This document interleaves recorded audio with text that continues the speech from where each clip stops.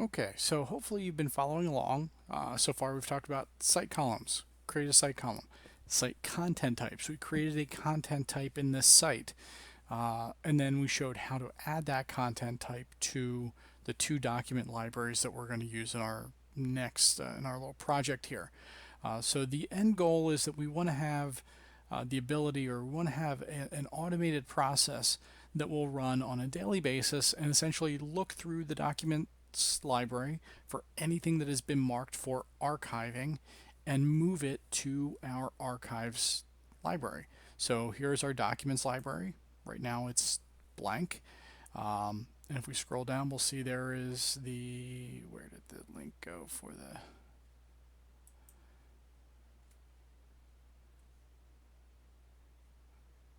let me just refresh. There we go. For some reason the archives library wasn't showing up. So if we go to documents, we'll see we have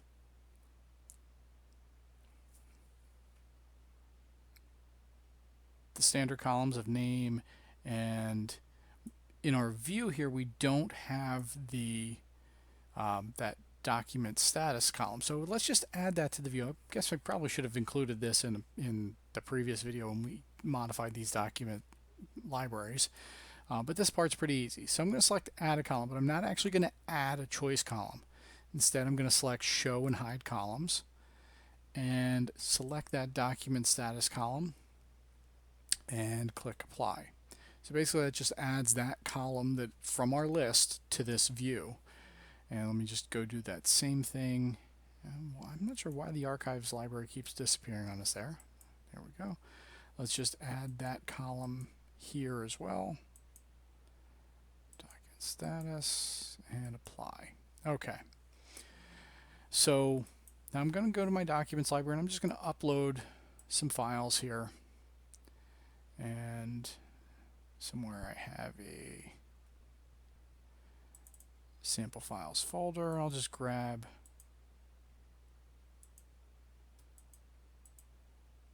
this bunch of Word docs and PDFs and upload all of those into this document library. So we'll see that by default all of these were set to with the document status of new because that is the default document status. That's the default choice in that document status column, which is what we expect.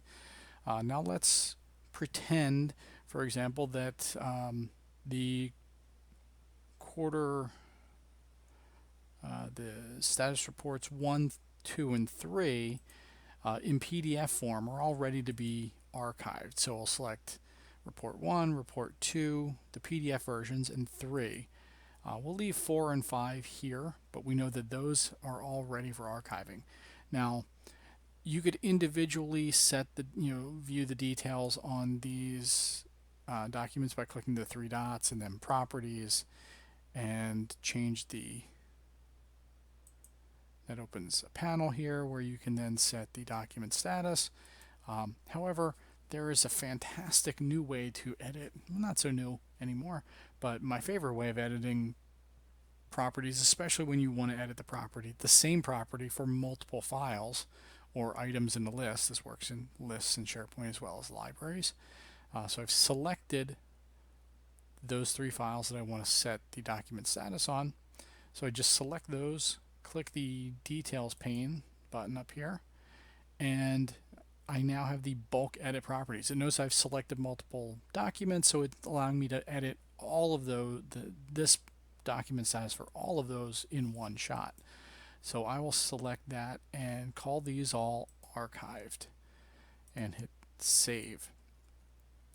Now technically you could have a Power Automate flow that will immediately basically be triggered when a document is modified. See if the status is archived and then move it. Those instant Power Automate flows like that, or automated flows, can be a little, sometimes let's say someone accidentally marks it as archived and then changes it back. Once they've marked it as archived, that starts that process and you can't stop it. It's going to move it even if they go back and edit that property again.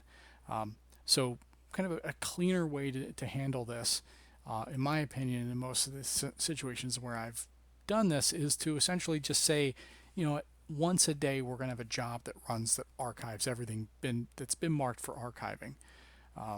So essentially, rather than it happening instantaneously, it's going to be a scheduled flow that we're going to set to run at like 4 a.m.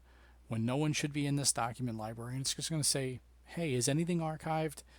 If so, move it to the archive library. So that's where we're going to go from here. So what we need to do is go to Power Automate. I'm going to open a new tab here and go to office.com. Open up Power Automate. And in this case, because I want this flow to run at a certain time every day, we're going to create a scheduled flow. Now, there are templates that you can use that you could start with. Sometimes those templates are exactly what you want. Sometimes they need a little tweaking, but if you build it from scratch, from the ground up, then you'll know that it's doing just what you want it to do or what you're defining it to do and nothing else.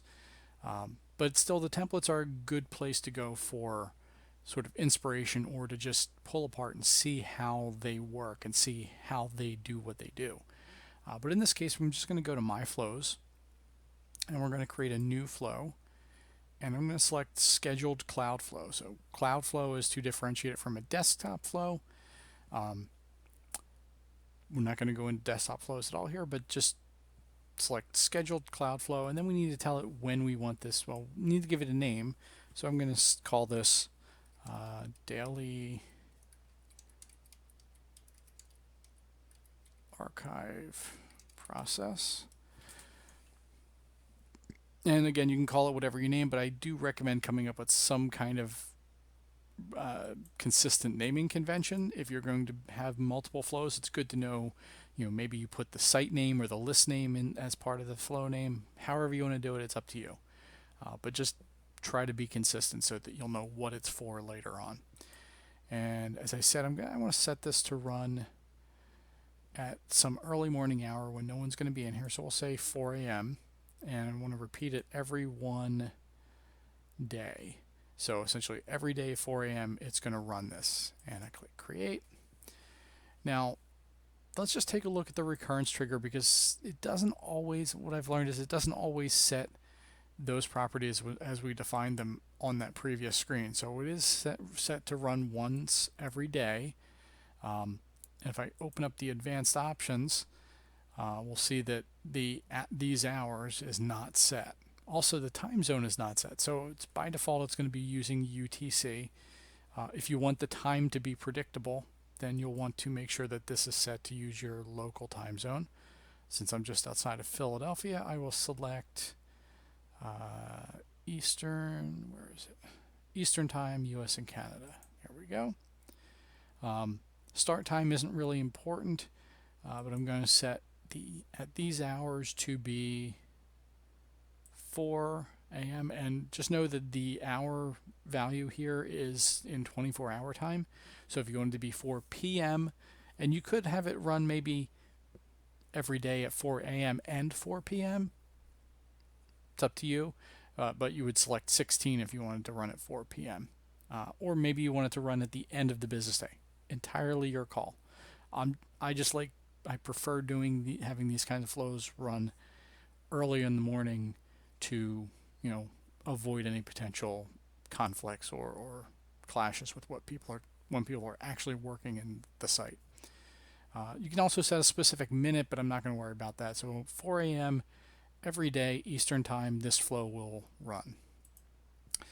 All right. So the next thing we want to do is get the files from that library. So we'll add a new step, and I'm going to type get files, and there is a get files properties only action in Power Automate. So that's what we're going to select, and we need to give it a site address. So where is our site? And I'm going to select the SharePoint demo site. And then which library are we getting the files from? We're getting them from that documents library. And we could limit to a specific folder if we want. We'd include nested items, probably do want to select yes. If you are using folders in your document library, you do want to select yes here. I'm going to select yes just in case someday someone creates folders in this document library. Now, in order to get only those items or only those files that have been marked for archiving, we need to show the advanced options. Now, there are two ways. We could either get all of the files and then sort, then use a condition to look at that column. But a more efficient way to do it is to use what's called a filter query here to say only bring back those files where document status is equal to archived. So the way we do that is entering the expression in this filter query field. And a couple of things you need to know about this. First off, this uses a language structure, I'm not sure what you really call it, format called OData. It's a relatively old format, but it's used in a lot of different places, and it does have a very peculiar or strict syntax. So you need to make sure that if you're looking up how to do this filter query from somewhere, follow their instructions very, very specifically. Something as simple as missing a single quote character or capitalizing when you shouldn't will cause your filter to not work, or at least not apply properly. So the structure we're going to use for this expression is, first we need to use the column name, and we need the internal column name. So if you remember back when we created that document status column, we created it initially with a short, concise name of doc status. And then we went back and changed the display name to document status. What we need to use here to identify that column is that short name. So we'll just say doc status. That's also called the internal name of the column. And then in this filter query, we're going the comparison operators are letter based. I'm not sure exactly how to say that. They're text based. So if we wanted to match it to a specific value, which is what we want to do, we want to use the code EQ or equal. So if doc status equals, and now we need to, whatever we put after this, we need to put it inside of single quotes. Again, very important that you use the proper syntax. So we're going to say if doc status is equal to archived, and again, whatever you type there needs to exactly match the choice that you entered in your document library or in your site column. So if it says archived, then this needs to say archived. If there's no D, then leave the D out. Whatever it is, whatever you want it to be, just make sure that it's the same in both places. All right, so I'm just going to save. And that's going to save. Now, before going to the next step of actually adding in the step that's going to move them, I like to run a test of the flow just to be sure that it's getting the data I expect it to get. So we marked 3 documents as archived. So I know when I run this flow now, this get files action should return 3 items. 3 files. So I could look at the output of that, which we will look at, and it's just kind of ugly. But one of the things I'd like to do just to get a count of those items is I add in a compose step. Again, you don't have to do this. This is just what I do. It helps me kind of keep things in check as I'm going through. And in the compose step, I'm going to use an expression, very simple expression called length, which basically returns the length of an array or a string. So if you pass it a string, like a string would be a word. If you passed it if I said length of happy, the length of happy is 5 characters, so it'll return a 5.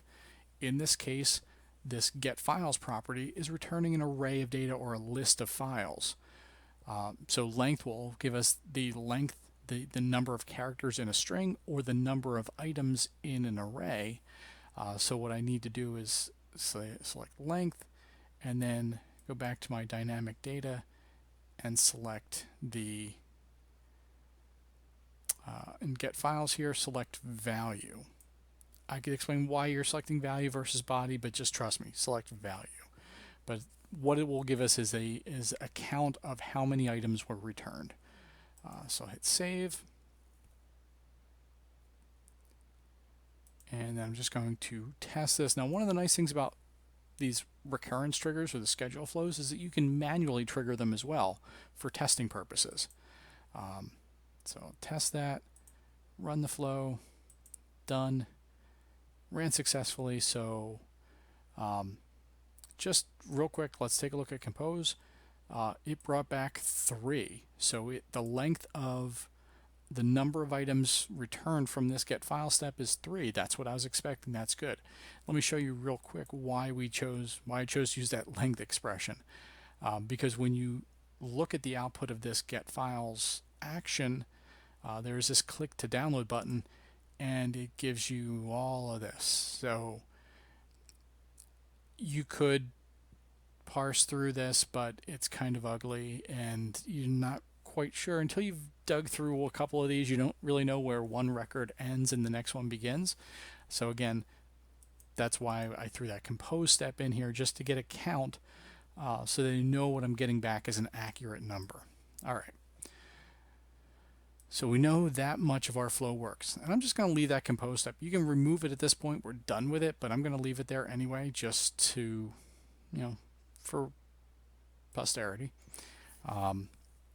And I'm going to add another step here. And now I'm going to select move, because again, our goal is to take whatever is returned by that get files, all of those files marked for archiving, and we want to move them to the archives library.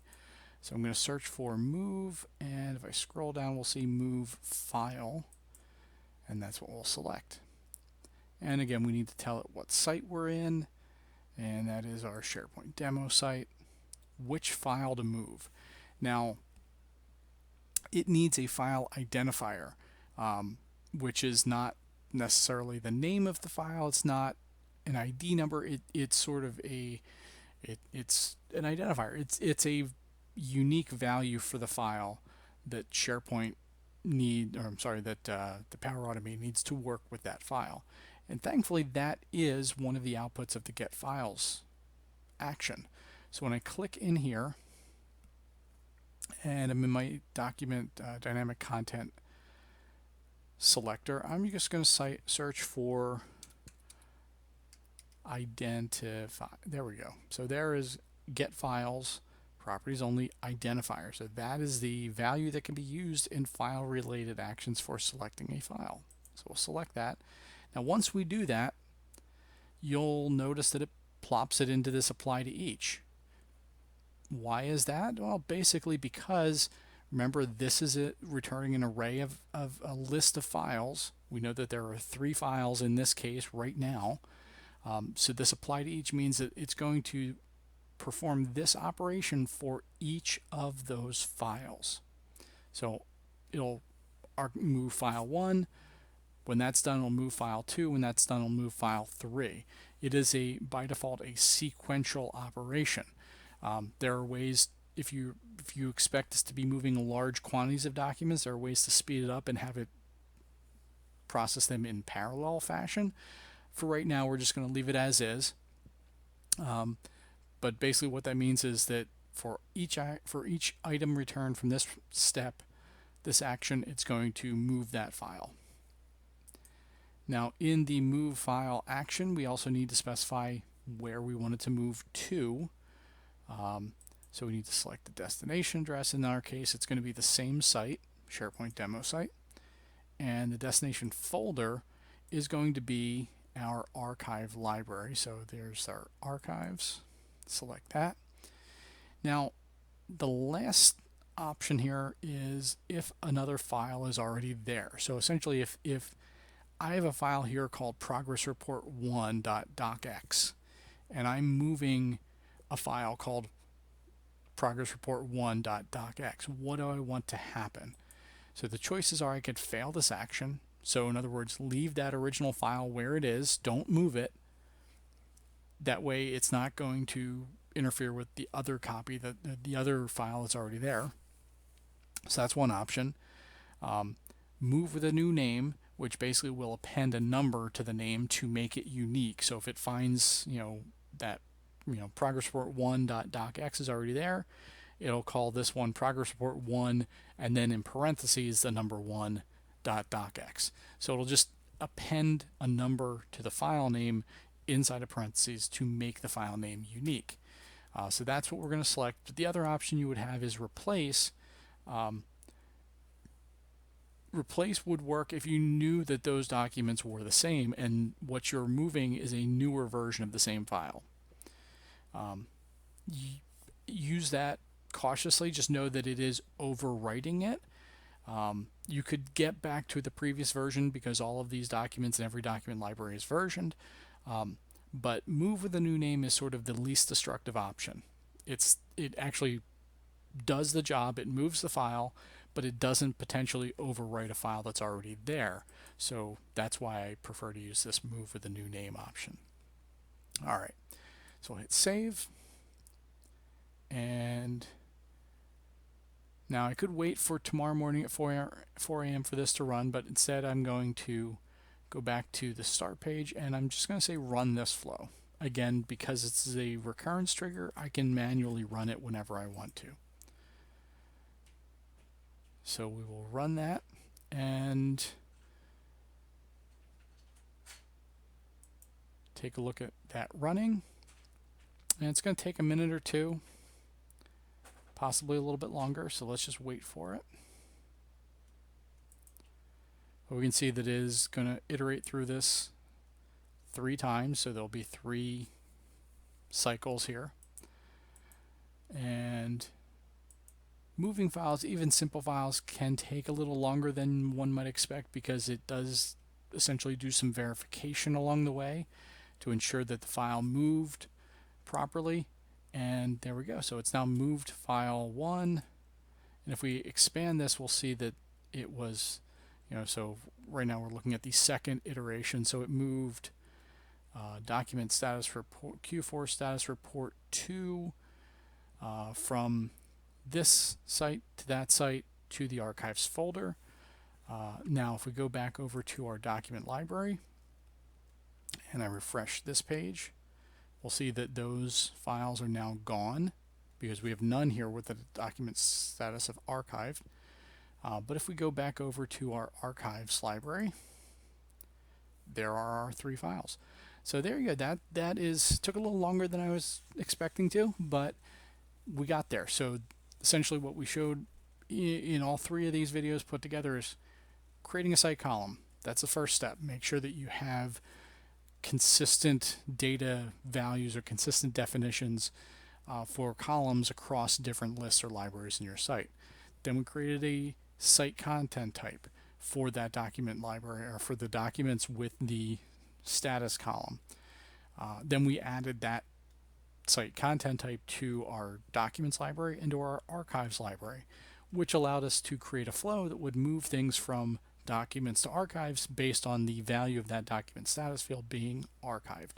Finally, we built the flow to do the job, and there you go. We included some nice tips along the way, like testing the flow, throwing that compose step in there to count how many objects are returned just for verification.